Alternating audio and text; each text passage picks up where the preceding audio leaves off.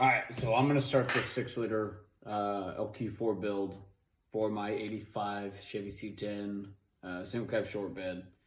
And so the story behind this engine is I bought a 2002 GNC Sierra 2500 HD in Eldon, Missouri, and I drove it back home a couple of hours and yanked the engine trans out, parted out what I could, and scrapped the rest. Then I sent this engine block to my brother, who's a machinist. He decked it, bored it, honed it, line honed it, cam bushings, and then I brought it home and painted it. He's working on a set of heads for me right now. I got 243, basically LS6 or LS2, Gen 453, you know. Anybody that really knows about LSs kind of knows what a 243 head is. Trailblazer SS intake, 92 millimeter throttle body. It's all drive-by-wire. I'm going to be running the factory PCM. I'm going to be running a cut-down harness, basically a standalone harness. And LS7 lifters, kind of a nice size cam. I'll go over specs when I go to install it. Gen 3 factory cast crank, Gen 4 rods, hyper-eutectic full floating pistons. Obviously it would be full floating with the Gen 4 rods, but today I'm going to be gapping piston rings and basically getting it ready to start assembling. So what I've got here is a little card from UEM. It talks about piston ring end gap. Basically saying that hyper-eutectic pistons need a little bit more of a ring end gap at the top ring than what's typically standard. Factory minimum recommended gap is 16 thousandths.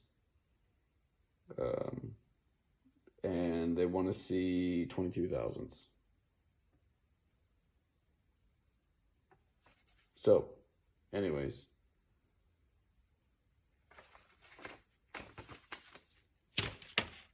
We're going to be gapping some piston rings. So let me show you what I'm working with, and I'm going to show you a couple tools that I think are pretty necessary, pretty needed. So first things first, I've got a dial indicator. Okay, this is for checking piston or crankshaft end play and cam end play. I've got a bridge gauge with a dial indicator on it. That's for checking piston protrusion, just to see how far the pistons come out of the engine. 30 weight oil in a little can. Assembly lube, and then just kind of a refill for that 30 weight.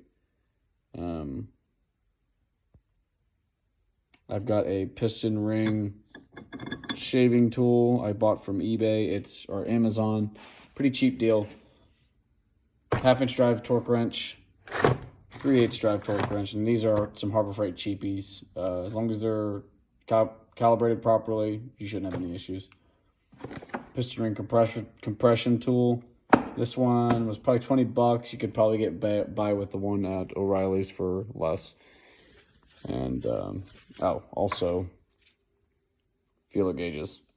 So this is a set I bought on the Snap-on truck. It's the only thing I've ever bought on the Snap-on truck. I was setting valve lash on a tractor one time and really needed some feeler gauges pretty badly. So first things first, I am going to get some shop towels and I am going to clean these cylinders out, okay?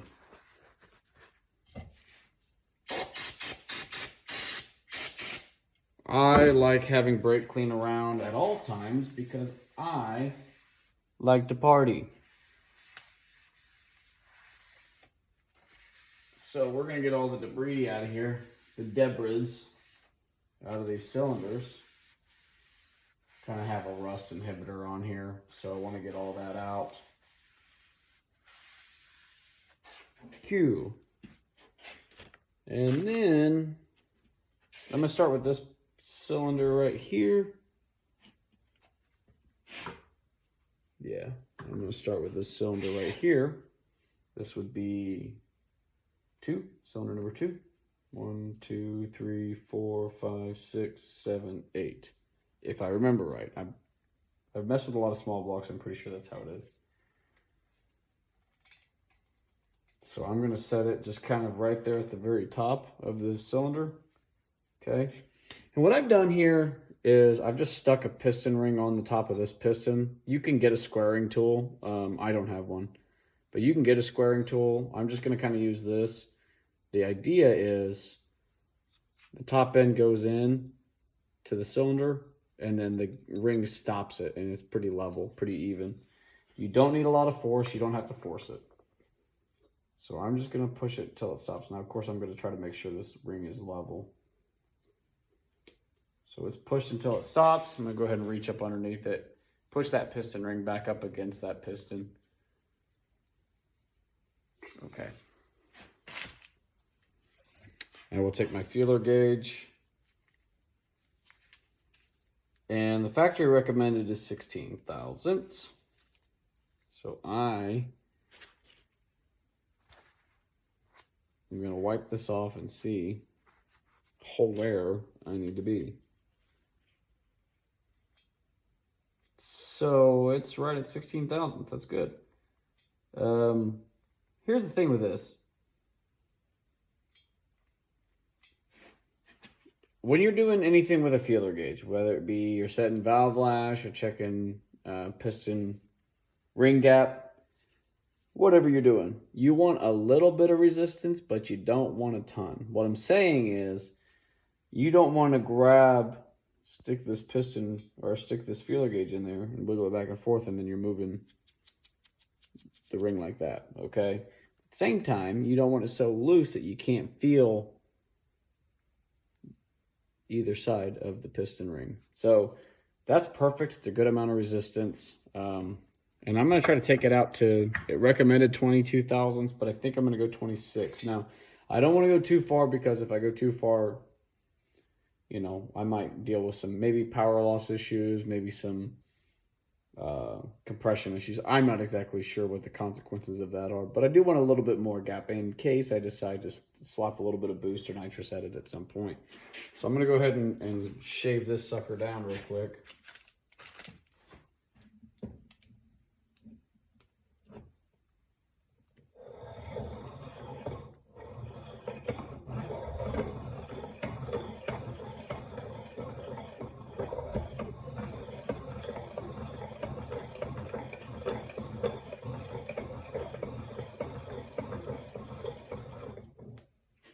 Okay, the thing to always remember on these, right? You can always take more material off. You can't put it back on. So I'm going to look at the ends here, just kind of make sure I got a good, even scour on it. And it looks like I did. So stick it back in the cylinder, take my little squaring tool, aka my piston.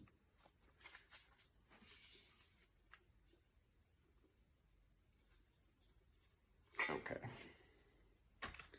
This is a game of measure, shave, measure, shave. I really don't think I took a whole lot off of that. I think I might be sitting at 17 or 18. I think I may have only taken 1,000ths out. It's probably sounded like I was going crazy, but I really wasn't. So it's not 17 thousandths. It is 18. So I took 2 thousandths out of that.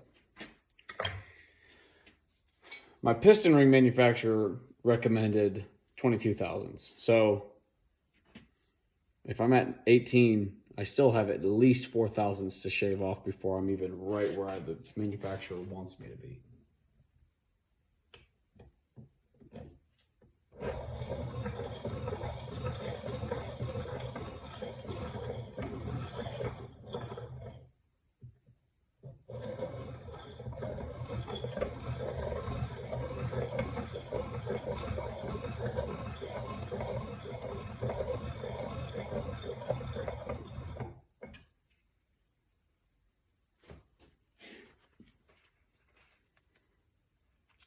Process, man. It's just a process. But of course, engine building is.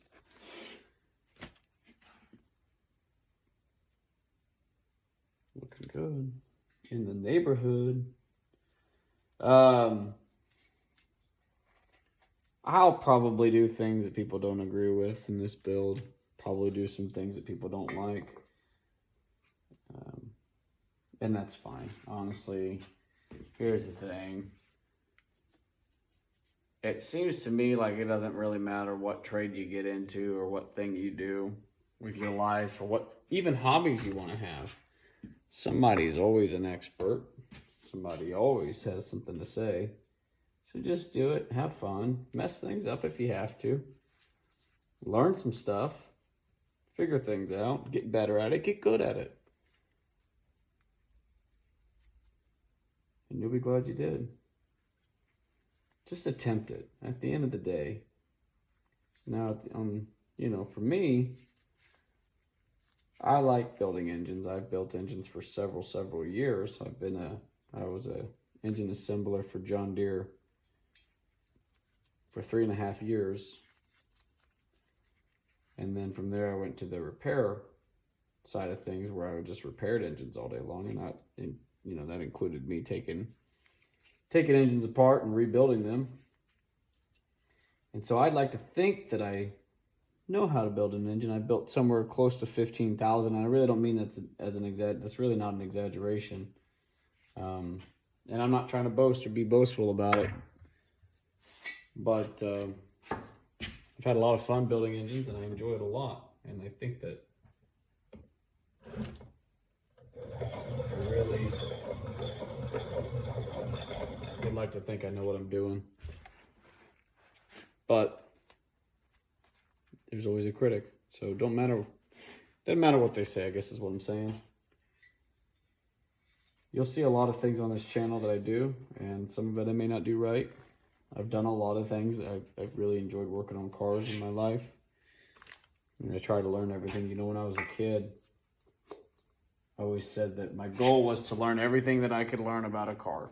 How to do everything. I wanted to be able to do everything on vehicles because I just love them. And so that's what I've set out to do. And that includes me building engines. So I've started this shop here to kind of, share my love for cars with people and work on stuff, videotape it and that's the thing I think a lot of people should do. That one grabbed too tight at 25,000, so we're getting pretty close to where I want to be.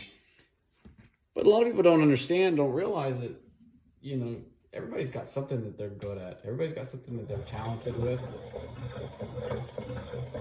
Everybody knows something about something, right? So, we live in the greatest time to be alive, I think, and that you can share your knowledge with people and maybe have some fun doing it, and maybe even make a little bit of money doing it. That's not my goal. I'm not necessarily trying to make money at it. It'd be cool. It'd be sweet to just quit my day job at Johnny D and just do this full time. But it's not my end goal. I just want to kind of share some knowledge, that's all. So now we're right there at 25,000. So I'm going to try 26. That's where I want to end up. I don't think it's too crazy.